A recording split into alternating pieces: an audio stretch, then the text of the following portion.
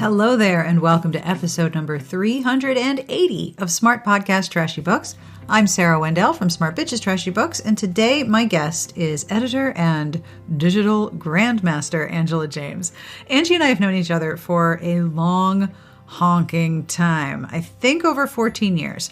So in between snort laughing and talking about friendship, we talk about her new editorial adventure and business following the elimination of her position at Carina Press over the summer.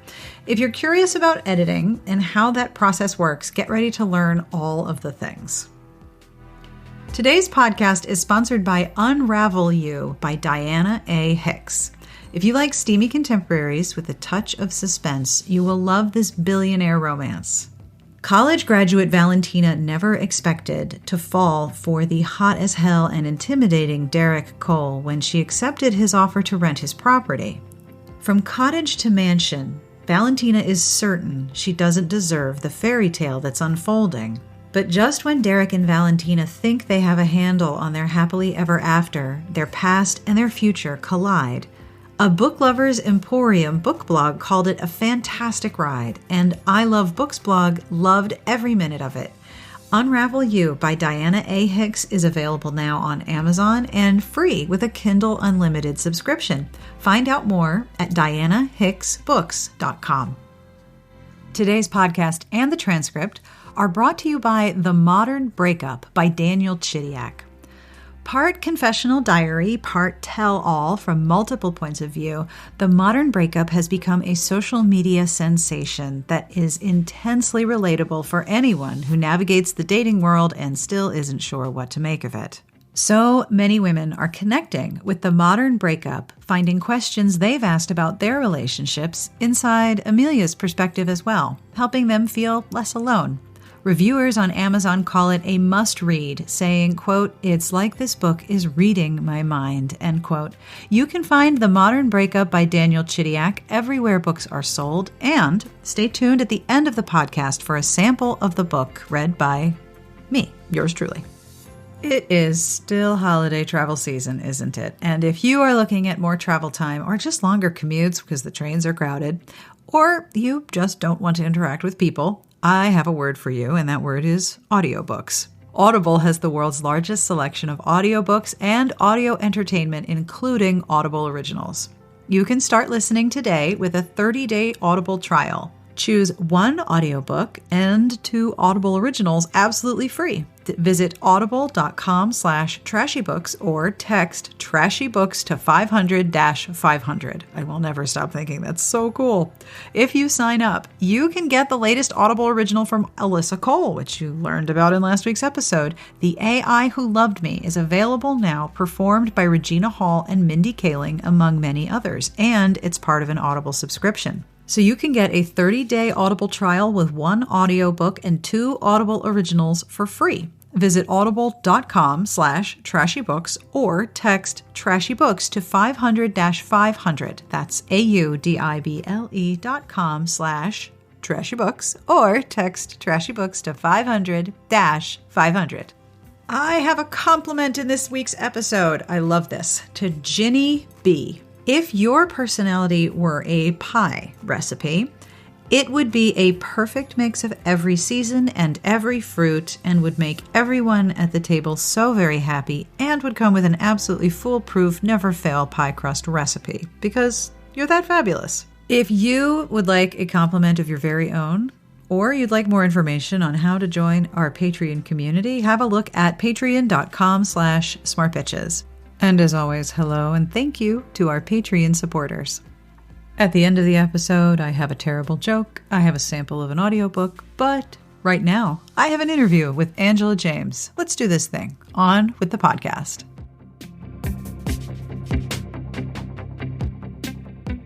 I'm Angela James. Who am I? Well, we've come up with a couple of different names for me. I'm the Grandmaster. I love this so much. Just Grandmaster. We're not going to put any qualifications around that, like Grandmaster of what? It could be anything. Doesn't matter. The other day, Viv Arand called me Digital Rebel. So I thought Digital Rebel works, but really who I am is I'm an editor. I edit fiction, romance, women's fiction, mystery. I am a consultant. Somebody called me the alternative to your agent when you don't have an agent and you need publishing advice. And because I have a background in therapy, it means I'm really good at listening. And I also do publishing strategy, which looks like consulting with companies on digital publishing, as well as other things within the digital industry. So I do a little bit of everything these days, although I think my career has always been that. I think Grandmaster kind of sums it up too. Grandmaster is very tongue in cheek, but it does make me laugh. I don't know. It is encompassing, but also vague. So there's lots that fit in there. Grandmaster of all the things. Which things up to you to decide. All the things. And it couldn't, Grandmaster, for me, Grandmaster always makes me think of barbecue. So I always get really hungry. Sorry if it makes anybody hungry. I always think of very, very vintage hip hop with like Grandmaster Flash. Oh yeah, like that's a good one. Instead of turntables, you have like laptops and tablets and a bunch of editing pens. Yeah, which is great because I actually have no rhythm, so I'm good at story beats, but not so much when it comes to the dancing or the music. So good, the other kind of Grandmaster. Okay, great. So, what's up with your new business, yo? I know you have just launched a website because I've seen it. And what services are you offering? It's very nice of you to ask, especially since you've seen it more than a few times. It's true. So I should probably say my website is angelajames.co, not the .com. And this really smart person actually suggested that I buy angelajames.co since .com wasn't available. Oh, really? What a smart person. I know, amazingly smart. Can you tell me more about that person? In case anybody hasn't guessed, it was Sarah. Yeah, it's totally me. But isn't angelajames.com like a long distance runner? Yeah, she's owned that website, that .com forever. I mean, as long as I have been on the internet, which is well over 15 years, she has owned that .com. And so occasionally I'll mistype it and send people to her website, which I'm sure is very confusing. You could like spin on that, be like, go the distance with the other Angela. Yes. I'm really impressed. I mean, anybody who's ever seen me knows I'm not a long distance runner because I'm short and curvy. So I'm definitely not a long distance runner, and I'm full of admiration for her, as well as the more famous Angela James, who is a hockey player. But yes, it's angelajames.co. And I'm offering freelance editing, developmental and line editing services, some critique and consultation services, and just basically book services, a lot of book services, because books are what I love. So I know this is a question you get a lot, but can you explain very quickly the difference between a line edit and other kinds of editing? Because there's multiple types of editing that you offer, and I don't think everyone really knows what the differences are. Can you give like a quick summary of the differences? I can, because I have done this before. I thought you might have, maybe on a panel. 35 times in your life. A panel, webinars. I've done it a number of times. I only offer two basic types of editing myself. I offer content or developmental editing. It's called the same thing, and line editing. I do not offer copy editing or proofreading, even though I started in the industry as a copy editor. My talent lies in developmental and line editing. And since I firmly believe that authors should hire editors who specialize, I don't specialize in copy editing and proofreading. I specialize in content and line editing. So content is the big picture overall editing that's done on a book. It would be story, character development, plot, conflict, the climax, all of those things, the elements that go into putting the story together. That's the content and developmental editing. The line editing is more of the, as it sounds, line by line editing, but looking at the craft, how you're putting sentences together, word usage, repetition, voice, characterization of the voice, and all of those things that go to putting together the lines.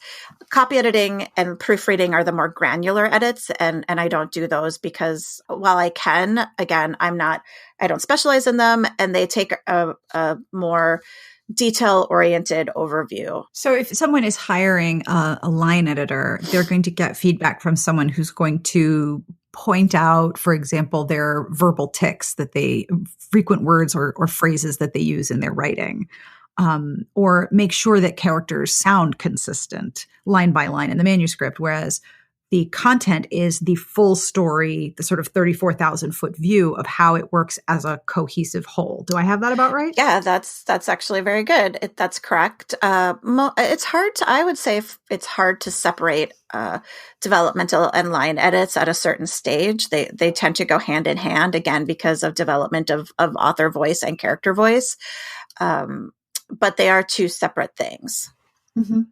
And voice is important, right? Like maintaining the author's voice and what or who the writing sounds like is part of developing a writer. Do I have that right too? Talking about author voice is one of the things that I talk about a lot when I talk about the editor-author relationship and when you're hiring an editor. And I have talked about this long before I was an editor for hire myself, where I think that preserving author voice is the sign of a great editor. I have seen a lot of samples. Because I have mentored and managed so many freelance editors myself throughout my career at the two presses that I ran, I have seen a lot of aspiring editors who want to test into the position. And one of the most common things that you see in editors who aren't sure of what they're doing is a real interference in an author's voice and a character's voice. And so when an author is looking for an editor to work with, it's important to find somebody who, one, is very passionate about your voice and loves your voice, and two, isn't going to try and rewrite your voice in order to meet some sort of fictional idea of what grammar should look like, what the right grammar is, or writing rules. Adherence to writing rules can be a real voice killer. So voice is actually very important in the editing process. That's really interesting because it's one of the things that I, as a reader, notice. How quickly I am drawn into a book rests a lot on the unique voice of the narrator, or if it's first person, the character who's telling me the story. All too often, sometimes I will find books that sound so flat and neutral, almost as if they are trying to please everyone, and so they're completely indistinguishable, like almost like an AI wrote it.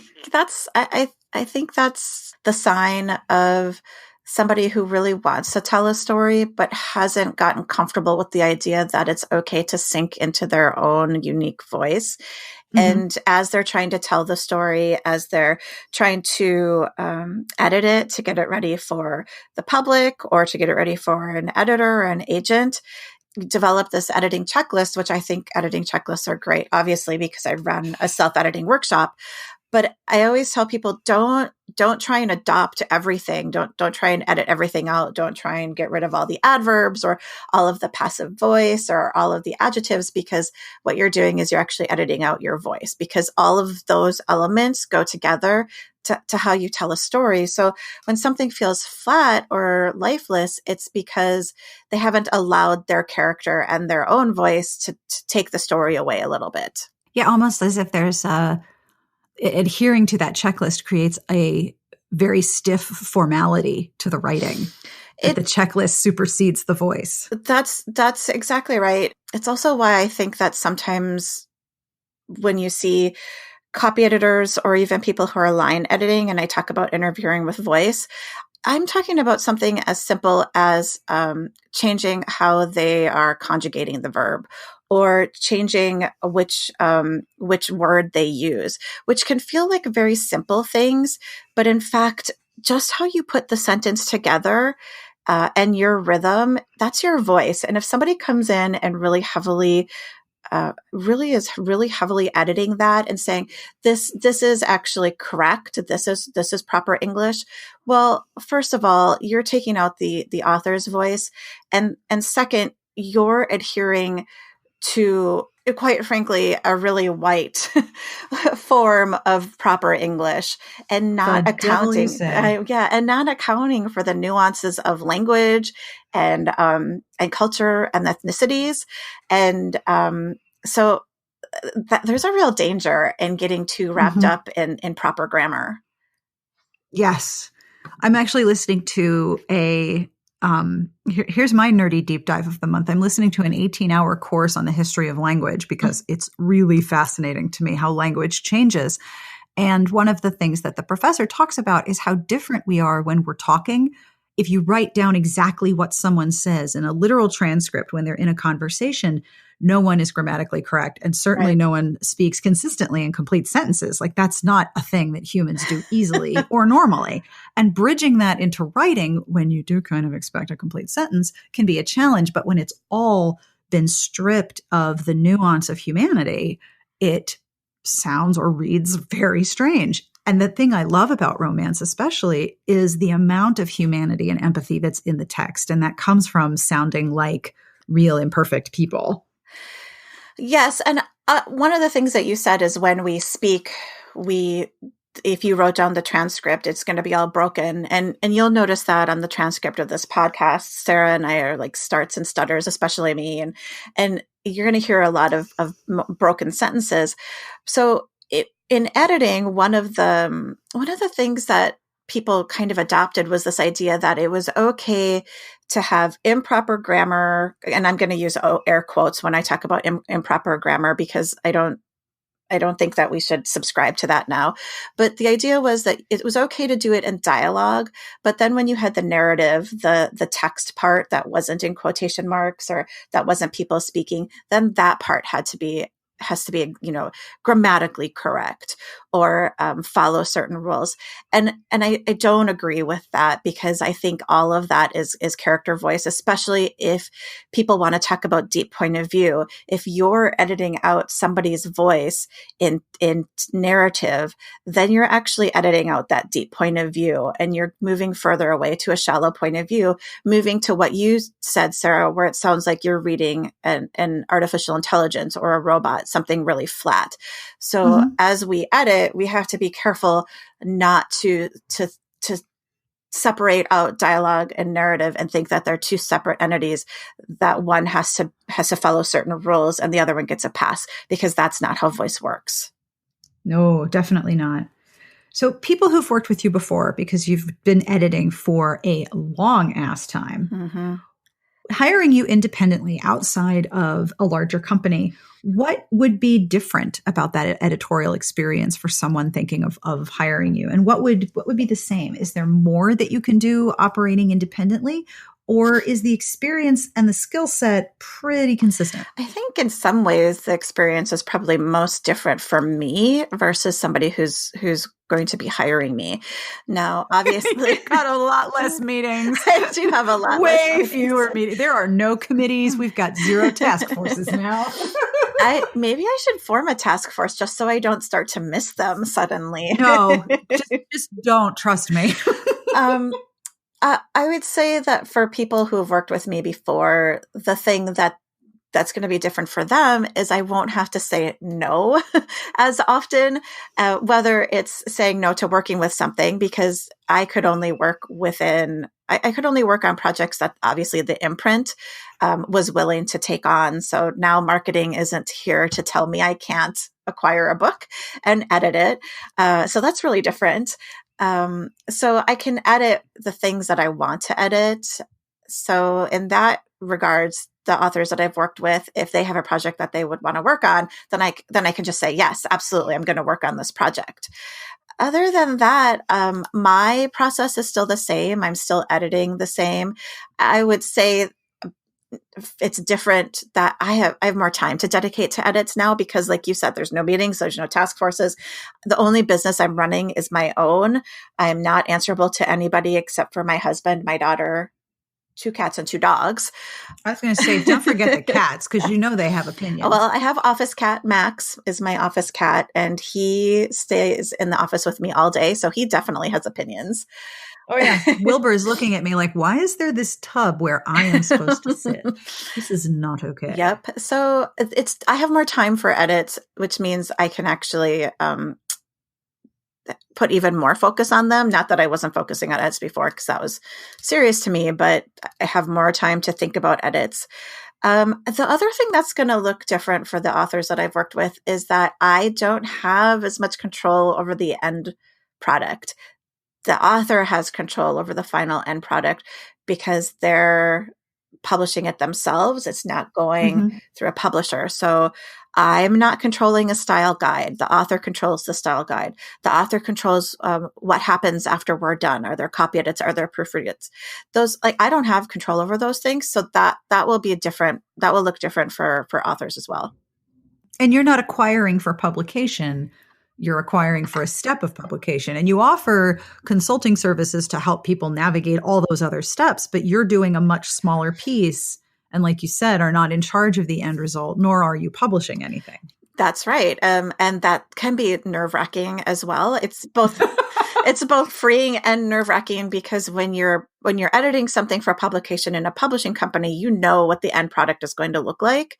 You get comfortable saying, okay, this is on me. But when you're freelance editing something and the book goes out without you having seen it a final time, you don't know what's going in there. And that's that, like, I don't know. Something could be added after I've seen it.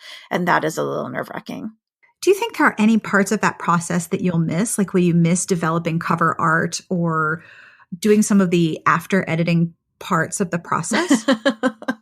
Cover art was such a pain point. Oh, come on. There's so many great stock images, except there are not. I have to say, I think the cover art team that I worked with was incredidly talented. The art team at Harlequin. Great covers. Really great covers for Carina books. But as Carina got more and more invested in publishing inclusively and very diverse characters. And when I talk about diversity, I don't just mean people of color, but I mean all different types of diversity. Cover art was really a challenge because the stock photo is just not available. And especially if you're talking about romance stock, you have to find 2 people that you can maybe Photoshop together in a realistic way. Yeah, cover is a real pain point. As much as I'm proud of all of those covers at Carina, I'm not going to miss that process. So you and I have known each other for a very, very long time, which is like, I was counting and I was like, damn, I've run out of fingers. Holy shit. And you've been in this industry for a long ass time. Yes, almost 2 decades. Yep. Now, we met in 2007, right? Was it 2007? I think that was my first RWA. No, was that your right? second? Is that right? Because my daughter was born in 2004. Right. And I was pregnant with my younger son. Yeah. So we met in person. Who was born in we knew each other online before that. Yes, before that. But we met in person at RWA. So that was over 10 years ago. So we've known each other for at least 14 years. Yes. Was it? Which is staggering. That's like both a long time and really not that long, all at the same time. It really is, because it doesn't seem that long. If you could go back and talk to yourself 10, 15 years ago, 2009 or thereabouts, what would you tell yourself? So, holy shit, strap in, get ready. So shit's about to get wild like 9 times. 2009 was the year that I left Sam Hain and went to work for Harlequin. And Sarah, as you probably well remember, in that time, I had actually quit my job at Sam Hain as executive editor there to go work for a new startup company called Quartet Press. And I was very heavily courted by the venture capitalist who was investing in Quartet Press. And I finally agreed to leave Samhain and help them start this company. And then a month after I left, I got fired by email attachment. Yeah, Because that was a that thing was that a thing. happened. And because the venture capitalist had changed his mind. And so I didn't even get a phone call, and it wasn't even an email. It was an email attachment, which, that's very 2009. That is very 2009. So I was really at a career crossroads during that time. And I actually had seriously considered going back to occupational therapy. I have a friend who runs a service here on the Eastern Shore of Maryland for teenagers in the justice system. And I had the potential to go back and work with him doing that. And maybe if I could talk to my 2009 self, I would tell myself to go do that. Y'all, it is about to get worse. Just get ready. I joke about that, and I don't know, maybe I would have told myself that, but I'm pretty sure that my 2009 self would not have listened, because when Harlequin called and offered me first a consulting position and then a job, it was, people talk about dream jobs. That was my dream job, working for Harlequin. Oh, I remember. Yeah, I mean, everybody, not everybody, but a lot of people who are in romance have stories about Harlequin growing up, and mom and grandmas and aunts and uncles and dads, some of them reading Harlequin. And I had one of those stories. And my mom passed away when I was 17. So for me, there is a real nostalgia attached to Harlequin. And so I don't think I would have done anything different. But I think if I would have given myself more practical advice, like spend more time on yourself, I think I would have told myself, spend more time on yourself. How much does editing and occupational therapy as a skill set pair, how much does that overlap? In some ways, obviously not at all, but there are some things that I learned through my career in occupational therapy. And to be clear, I worked in mental health as an occupational therapist for 7 years. So I was working first in home health and group homes with adults with mental illness and addiction. And then at the end of my career as an occupational therapist, I actually worked in a state hospital on the psychiatric wards. And I loved that job. And I took a lot of skills away from that job. One of them was just patience. Like, I have endless amounts of patience, which I never knew that about myself, but I do. And the other is the ability to create goals and strategy. I'm super great at making goals and strategy, not just making those goals, but executing them. I think a lot of people can write goals, but learning how to execute goals is a talent that I have. I can execute on goals and strategy. And so when you're helping an author put together a career path as an editor and planning out what's going to happen, I can help figure out how to execute that. And then the ability to give feedback and criticism. I did that every day as an occupational therapist, and do it in a way that makes sense to people and they find digestible. So, I mean, there's probably more skills. Oh, the other one that I got, which I love to speak. I love teaching workshops and teaching people. And that's definitely a leftover from my occupational therapy days of running groups. Oh, for sure. And also taking an individual, whether they are working through an internal problem or working through a manuscript, is being able to see where it is that they're going and then giving them the information that they need and the steps to get from point A to point B to point C to the final destination that you both have in mind. Yeah, that's a really great way of putting it. And now in my new business, my consultation services, people want to just do an hour and talk to somebody, have somebody talk them through, where they're at, where they're going.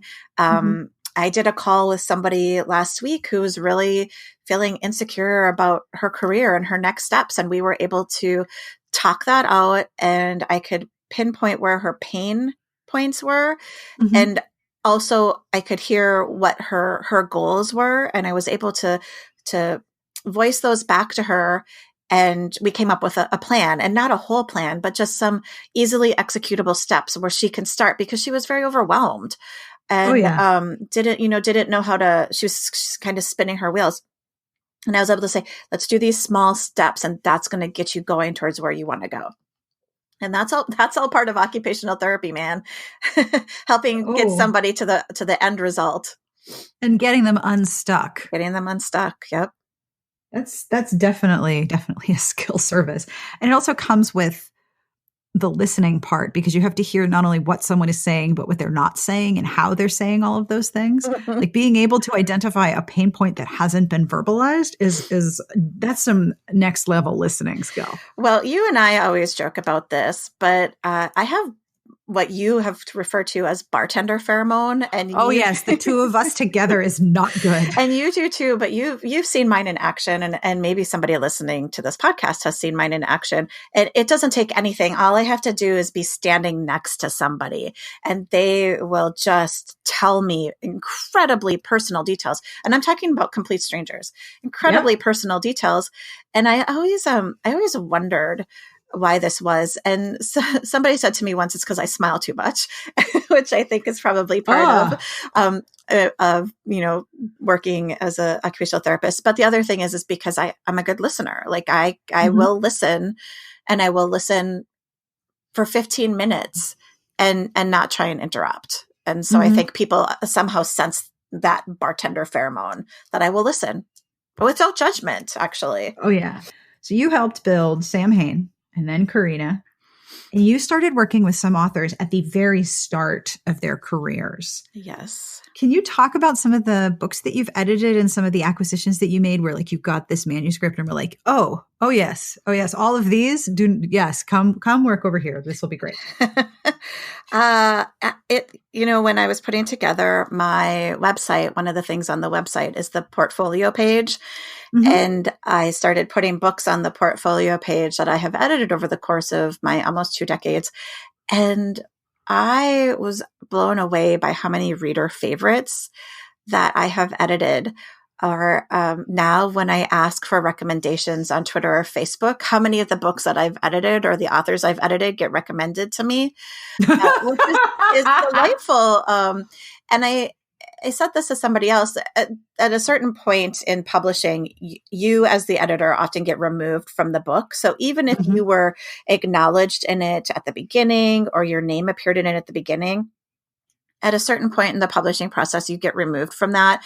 For instance, when Sam Hain closed and people took back all of their rights and were republishing, all of the acknowledgments got taken out and the credits. So those books are out there without any association with me. So it's weird to realize that I did that, and many people aren't ever going to know. I think at the beginning of my career, the best example is Shelley Lawrenston. Oh, for sure. She is so popular with readers. And at Sam Hain, we published, I think 3 of her Magnus Pack books. Here, Kitty Kitty was one of them. We published those before they were at Kensington. And actually, some of those were published at Triskelion Publishing, if anybody remembers. Whoa, there's a throwback. Some of them were published there before they came to us. So then at that time, Shelley wanted to write dragon romance, fantasy dragon romance.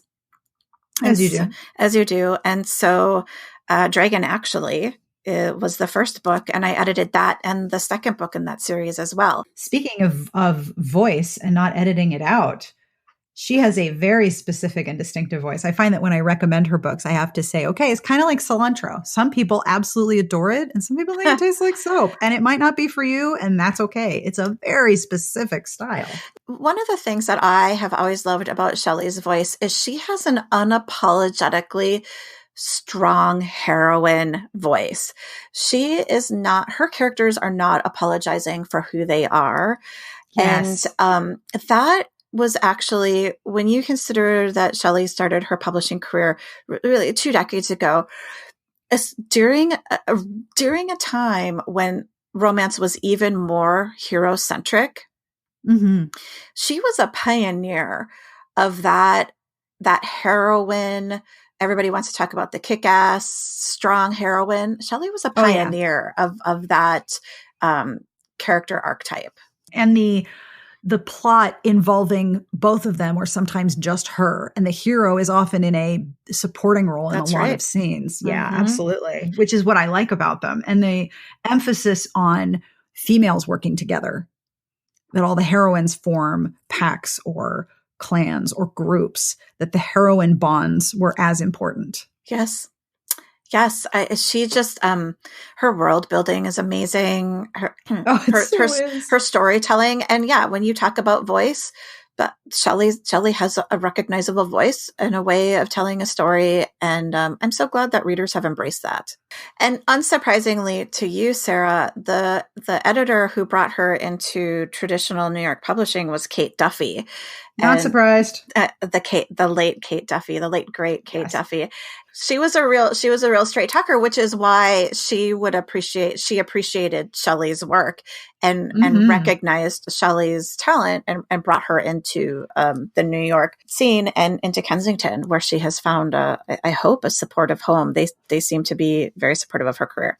I have to think what else that one of the fan favorites that's still discussed is Butterfly Tattoo by Deidre Knight. Oh gosh, I remember that book so well. And I didn't realize it at the time because I was a lot less educated and unaware, but it deals with the issues of bisexuality. I realized that the hero is bisexual, but I didn't understand that that's what the book was about, in terms of putting a name to it. And all of the nuance that comes with it. The nuance that comes with it. Yes. And the hero, talking about how it's the person he falls in love with, not the container. It's just it was another book that was a little bit ahead of its time. And it's just really a beautiful love story. Deals with issues of grief and falling in love again, and who you love. So a book that I'm still proud to have been associated with. I remember when that was acquired, and I remember you talking about how the digital publishing was a place where that book almost had to be because it didn't fit anywhere else at that time. It didn't fit in what was coming out of traditional publishing at that point. Yes. I mean, well, if anybody's familiar with Deidre is also a literary agent, and she had tried to shop that book to the New York publishers, and they weren't ready for it when it published. I guess it's like 12 years ago, maybe now. They weren't ready for it. I think that New York publishing would be ready for that book now. Oh, absolutely. I think it would do very well now. But it's such a great read. Let's see. One of my favorite novellas that I've not even a novella, it might count as a short story, that I edited was Silent Blade by Ilona Andrews, which I'm just always tickled about because I'm such a fan of Ilona Andrews' books, and so to have gotten to work on that book, I was really tickled with that. My first New York Times bestseller was I think Shannon Stacy. Yeah, I think it was Yours to Keep. I think that was my first New York Times bestseller. Fair Game by Josh Lanyon. That was nominated for a Lambda Literary Award. So, I mean, that, there's certain milestones in my career that I remember. I have edited, I don't know how many it is now, over 500, I think, books. It's a lot, but I'm... Yeah, it is. There's I will be honest, there's ones that stand out more than others. That seems normal after 500 books. Yeah, I think so. I'm really proud of my portfolio. And recently some of the books that I wasn't, like, when I left Carina in July, there were still books to come out, like Dine With Me by Layla Rain and Awaken the Dragon by A.C. Arthur is still to release. And those are things that I get to celebrate kind of after the fact, but will still become part of my portfolio and something to be proud of. What are some of the things that you have noticed changing in the books as you edit them over the years? We talked about the arrival and the advent of the heroine-focused story, the stronger heroine, the plot that focuses on her, not him, that she's not in a role to be rescued or damseled or in some other way protected, that she's like the plot is her. What are some other things that you've noticed changing over the years? I would say the hero has also changed. When we're talking about, if we're going to talk about a heterosexual romance, if we're going to talk about heroes and heroines, the hero has changed. There's less expectations of this alpha hero. There's still a huge audience for that. There's Facebook groups dedicated to that. But I think that the hero qualities have changed. I would also say who we see as protagonists in the books have changed. It used to be that I didn't see as many non-binary characters, for instance. We're seeing how we define protagonists change. Also, I would say what consent looks like has really changed a lot over the years. And we're seeing authors be more conscientious of consent, more conscientious of safe sex practices. And, the conversation about the use of birth control has been going for as long as I've been editing. But I feel like readers have started to just accept now that we're going to talk about safe sex. We're going to talk about birth control. We're going to talk about abortion and the morning after pill. Like those things are going to show up in your romances. So definitely more social awareness. I'm trying to think if there's anything else. Like those seem to be the big ones to me. Yeah. And aside from which genres or which subgenres are more popular versus not as popular, and which ones are coming back into popularity, that does seem to shift on a fairly consistent basis, though it shifts faster and faster now. Right, it shifts really quickly. I was looking at something that was a paranormal romance that I had edited 17 years ago, thinking, wow, this was before paranormal romance was ever in New York publishing. And it was the only place you could get paranormal romance. And I think digital, that's still true of a lot of stories in digital publishing. We're still waiting for New York publishing to catch up with inclusion, and not just characters of color, but same-sex characters, non-binary characters, disabled characters from different religious backgrounds. New York is very focused on one aspect of diversity. So as we see the story change there, digital publishing is really what's allowing space for all people to publish. I know that through my own experience, I know that finding and maintaining friendships that you make and create inside a business, inside an industry, it can be really tricky. It can be really rewarding because you speak a similar language.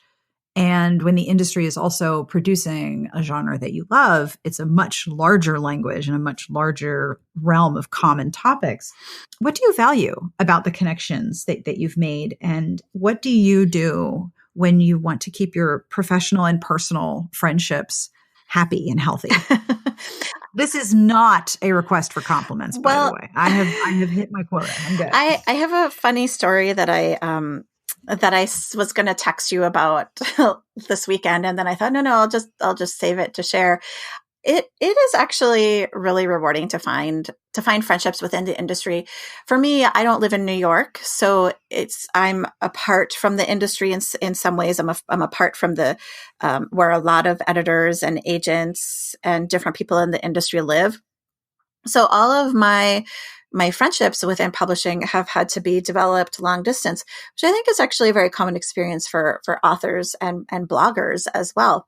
Mm-hmm. Definitely. And so the things that I have really come to treasure in the friendships that I've developed, like yours, is one, the ability to tell you something and know that it's not going to be shared with the rest of the internet. Like, you have a sense of confidentiality.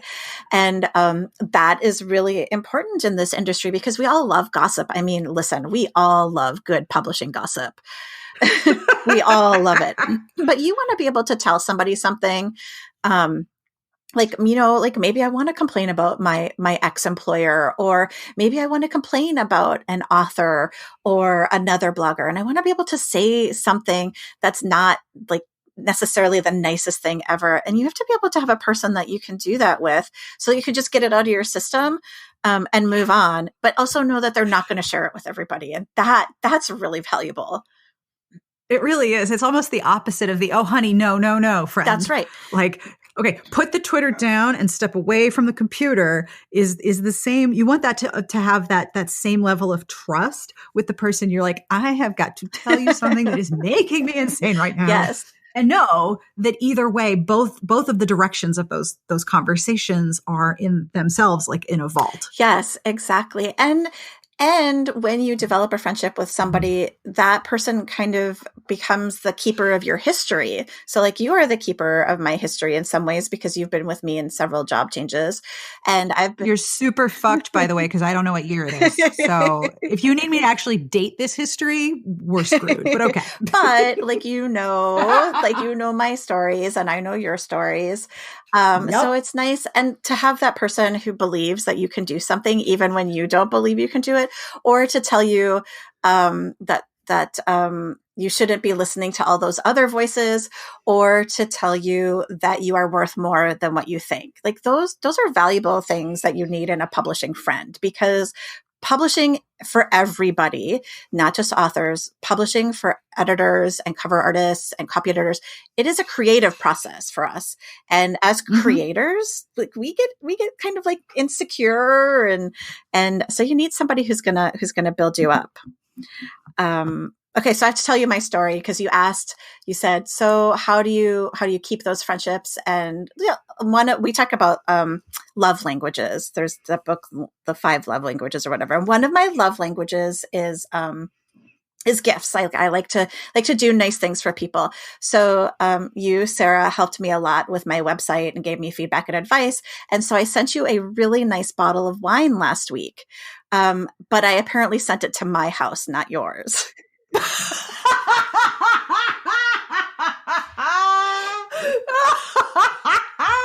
So I have a really nice bottle of wine. That is so funny.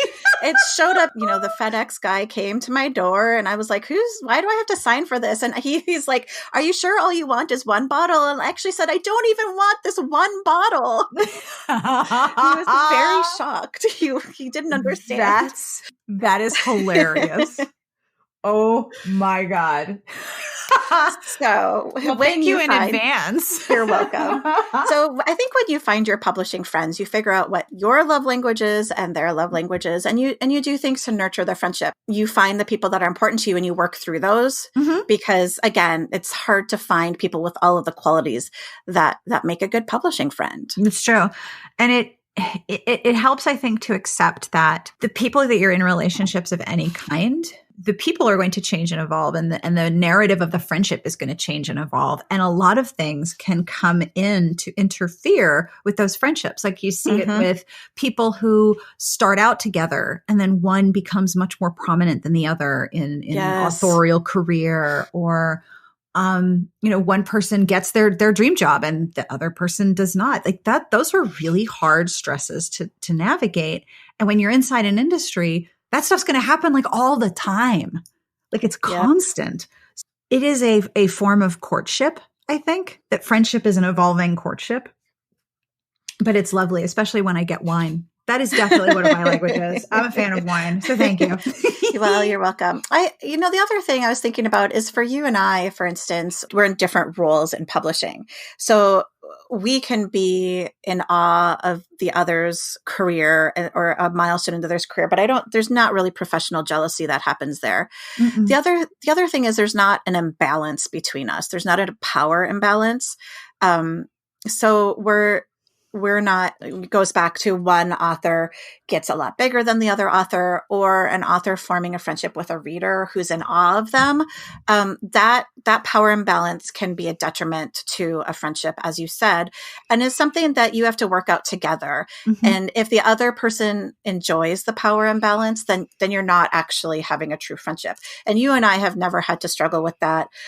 So you've had a somewhat mild amount of stress in the last, few months since July, thereabouts. What do you do to take care of yourself? I gotta tell you, my biggest thing is I don't turn off all of my social media notifications. Social media is a huge source of stress, I think, for a lot of us. So no notifications allowed on any of my devices. I only see social media when I want to see it. I said to my phone this morning, I was on the treadmill and something had achieved the power of notification that should not have had that power. And I said out loud to my phone, "Oh, I do not think so.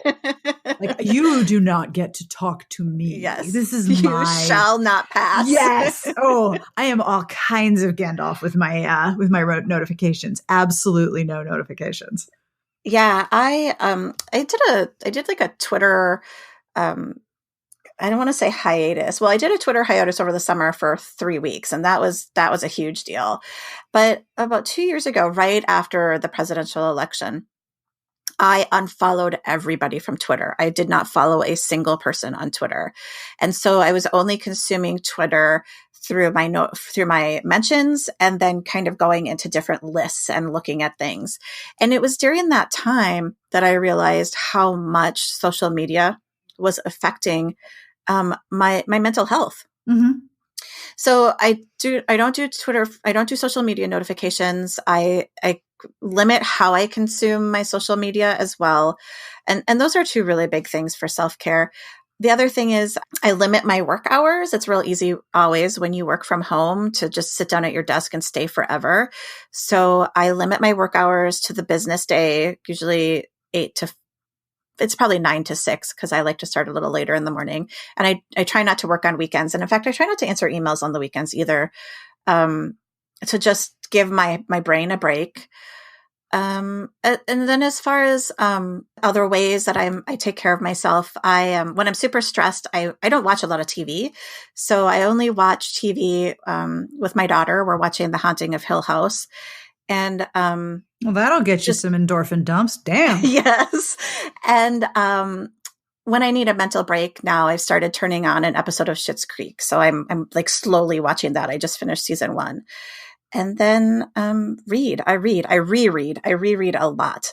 When my brain is especially stressed, I turn to things I've read before. So like, for instance, I just went through a reread of a couple of Joanna Lindsay historicals, like the old Mallory books. Oh. And yes, and Kristen Ashley. So I reread things that are like really help me escape. Oh, yeah.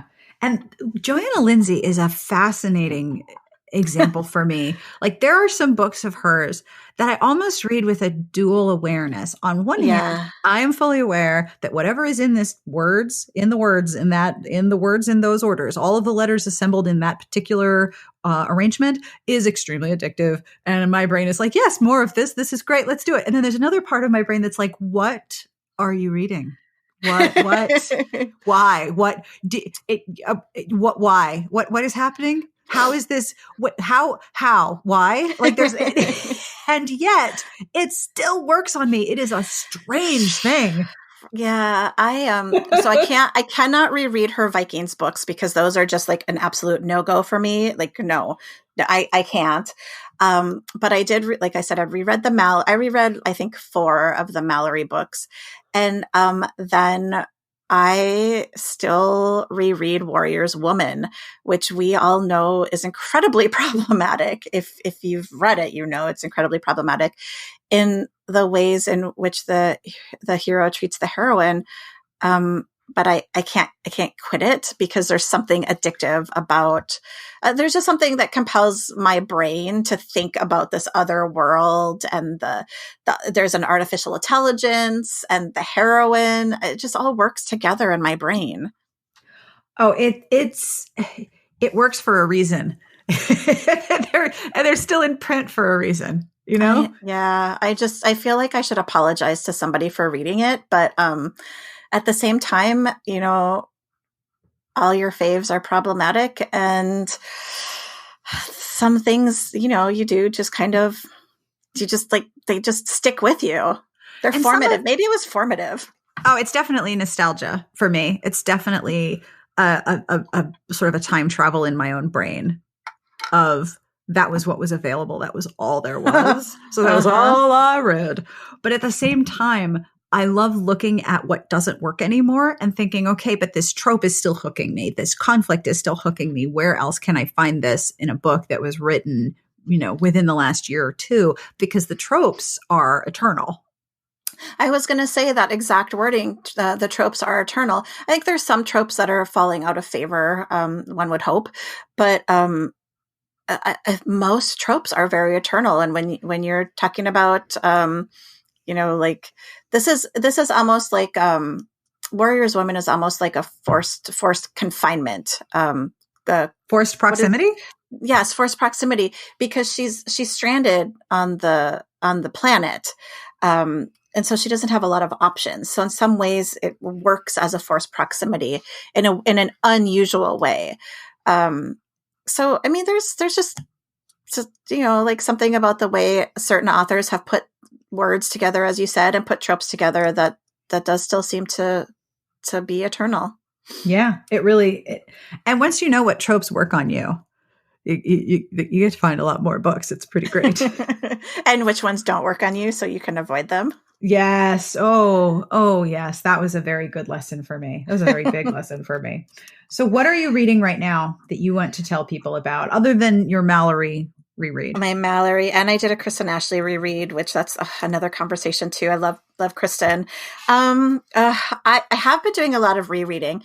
So when I think about what I have been reading recently, I recently discovered a Black author by the name of Christina C. Jones, who is just, I have been working my way through her backlist, and her contemporary romance is one of, like, you would say, again, it gets stuck in your brain, and she uses tropes really well.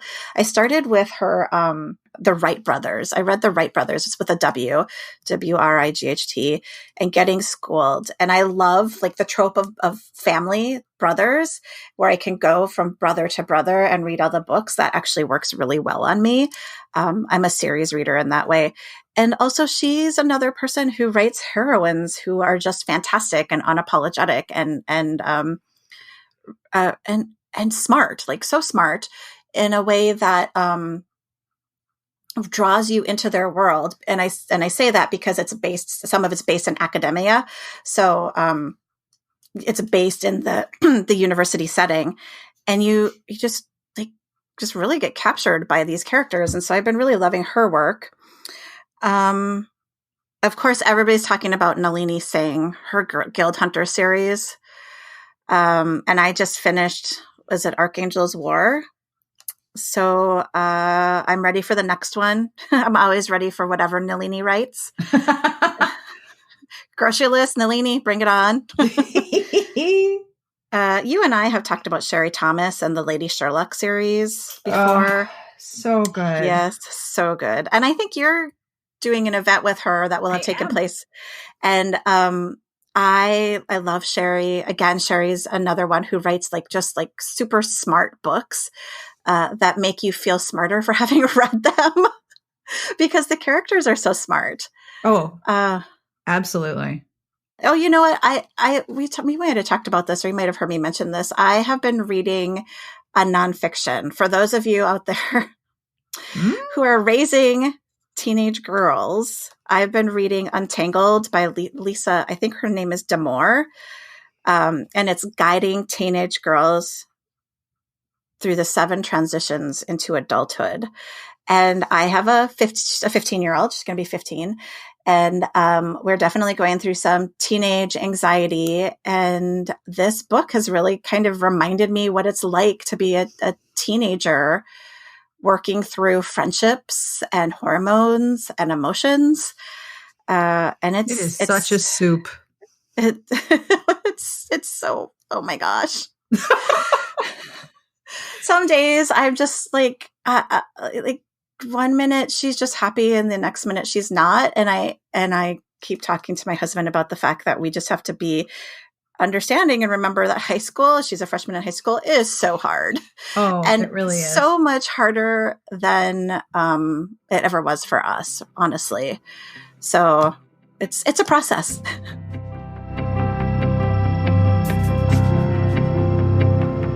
that brings us to the end of this week's podcast. Thank you to Angela James for hanging out with me and talking about all of the different things. If you would like to find her website is angelajames.co. And you can find her complete portfolio and a whole bunch of books. You can find her on Twitter and on Instagram as well. And I will have links in the show notes to all of the books we talked about, so do not worry. Today's podcast is sponsored by Unravel You by Diana A. Hicks. If you like steamy contemporaries with a touch of suspense, you will love this billionaire romance. College graduate Valentina never expected to fall for the hot as hell and very intimidating Derek Cole when she accepted his offer to rent his property. From cottage to mansion, Valentina is certain she doesn't deserve the fairy tale unfolding. But just when Valentina and Derek think they have a handle on their happily ever after, their past and future collide. A Book Lovers Emporium book blog called it a fantastic ride, and the I Love Books blog loved every minute of it.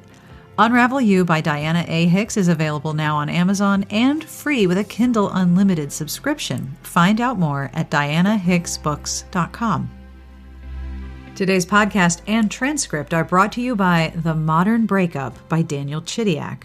Part confessional diary, part tell-all from multiple points of view. The Modern Breakup has become a social media sensation that's intensely relatable for anyone who navigates the dating world and still isn't sure what to make of it. So many women are connecting with The Modern Breakup, finding questions they've asked about their relationships inside Amelia's perspective as well, helping them feel less alone. Reviewers on Amazon call it a must-read, saying it's like this book is reading my mind. You can find The Modern Breakup by Daniel Chidiak everywhere books are sold. And stay tuned, at the end of the episode, I have a sample of the book for you. I will have links to all of the books we talked about, and I will have links to where you can find Angela if you are interested. But as always, I end with a terrible joke, and this one is really, really bad. I love this joke so much because, well, I love them all, but this one is really terrible, and I hope you enjoy it too. Are you ready? How do you get two whales in a car? Give up? How do you get two whales in a car? Well, you start in England and then you turn west. That's from Not a Dad Bot, which I don't know if it's a bot or a person on the dad jokes subreddit, but this made me laugh. I hope you enjoyed it. Drive west. On behalf of everyone here, thank you very much for listening. We will be back next week with a new episode, but until then, we wish you the very best of reading. Have a wonderful weekend, and don't forget, audiobook sample after the music. Smart Podcast Trashy Books is part of the Frolic Podcast Network. You can find more incredible shows to listen to at frolic.media/podcasts.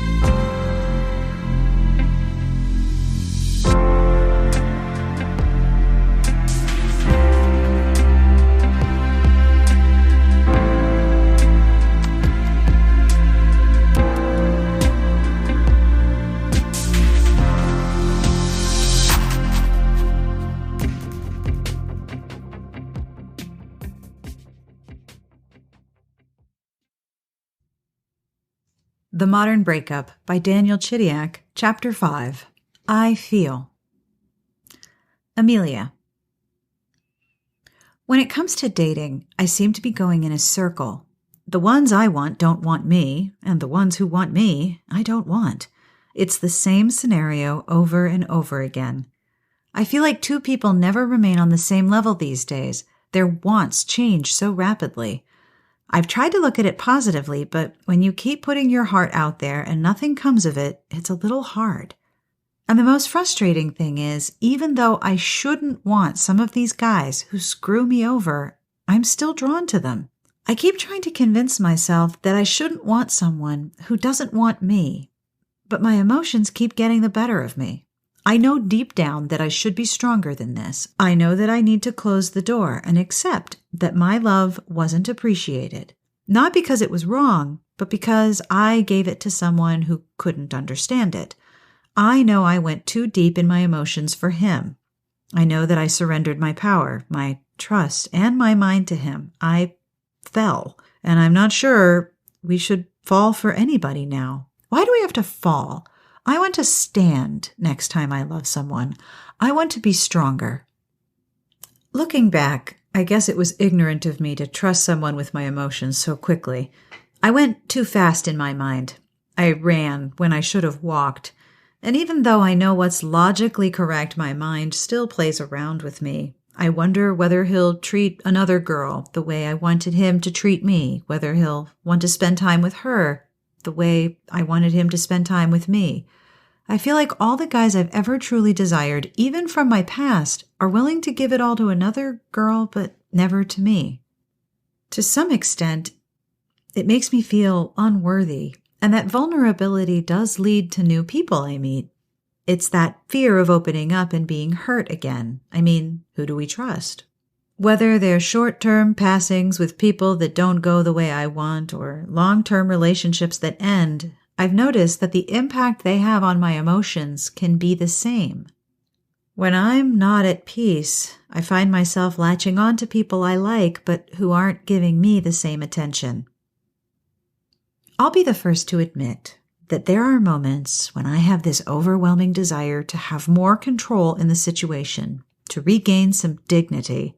I know it's probably my ego that's making me think like that, but right now, it's the truth. These days, it's like I need to be the one who decides to pursue someone or not. When that's taken away from me by someone who has led me on, it makes me sort of anxious. And I believe that comes from insecurities and emotional instability. It comes from being fucked around so many times. And I'm not like this all the time. Usually I'm a happy person and try to keep a positive mindset, but sure enough, every now and then, I meet someone who makes me swallow the advice I would give to anyone else. Old scenarios repeat themselves, just with a different person. I start obsessing over someone I don't even really know. As much as I want to see this situation clearly when I'm lusting over someone, I can't. All logic and rational thought get thrown out the window. Sometimes I find myself writing emotional text to people, either out of anger or hurt, then contemplating whether I should actually send them. I'll think of all these things I want to say, hold back from sending, backspace and edit the text 5 times, hold back even harder, then get weak and press send. I try to convince myself to send it by saying, I should always express myself no matter what, or maybe if I explain my point of view and how I'm feeling, they'll care. Needless to say, most times I don't get the reaction I want from someone who didn't give a shit about me in the first place. And yep, it makes me feel like even more of an idiot. I've been there so many times. I am deeply questioning the modern dating scene and what it represents. I also realized I'm not the only one. The more I speak to people about my situation, the more I see how common it is. We're all confused. It's like historically, we're all at a standstill when it comes to relationships. We don't know which way to go or how to act. And truthfully, I think most times we don't even know what we really want. We just seem to know what we definitely don't want. We're part of a generation that can have anything at the click of a button. Clothes, movies, information, and we expect that from love. We're impatient when it comes to getting to know someone. We want to know pretty much right away whether we could be with them. I must say I don't think I give people much of a chance in the beginning. A few false moves on the first date, and they're out as a possibility. Well, to be honest, sometimes it doesn't even get to the first date. I'm strange, too. There are times when I think I really want someone, but then when they give me a lot of attention, I don't want them anymore. Maybe I'm the messed up one, creating this recurring instability. We want someone when we want them, and when we don't, we don't. It's sort of sick. Most people look for the closest exit when things aren't working out because they can just replace someone with the next swipe. We're so disposable, so replaceable. The fight to make a relationship work seems to be rarer with each generation. Recently, my mom said something to me that I loved. She said, "You have to stop expecting people who don't love themselves to love you the way you love them." It's true. I had found love within myself. I knew how to give my full self to someone when I made the commitment, but I have to accept that not everyone understands how to love as I do. A lot of these guys I thought I'd wanted hadn't found love for themselves yet. How could they possibly understand the love I was ready to give? People say to me, "You shouldn't feel like this over someone else. No one should take up that much of your thinking." But I think they forget how much they think about someone they like. It's always okay to look at things from the outside and judge, but when you're in it, it's just not that easy to switch off. I wish it was. And it doesn't make me a weak person because I can't be positive or in control all the time. I'm learning that. There are stages when I feel lost with my career, sad for reasons I don't really understand at the time, and of course, emotionally unstable when someone has just screwed me around. I'm not always going to pretend I'm happy when I'm not. I did let my guard down. I let him in.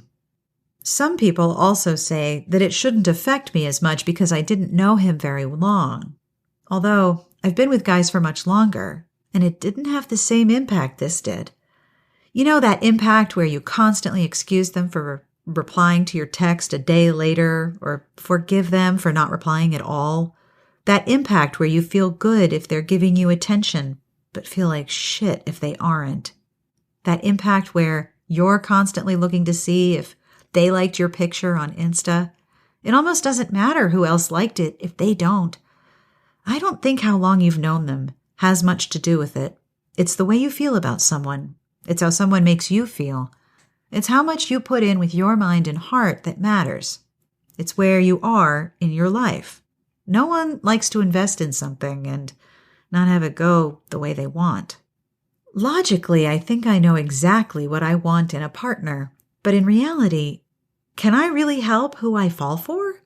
When someone comes along and grabs my attention, it's hard to let go. You want to trust them. You want to have faith in human beings. Whether it's right, wrong, or stupid to feel for someone you haven't known for long. It doesn't make the pain any less real when you feel rejected, when you feel unwanted. If I'm an idiot for allowing myself to feel emotions, then that's a tag I'll gladly take.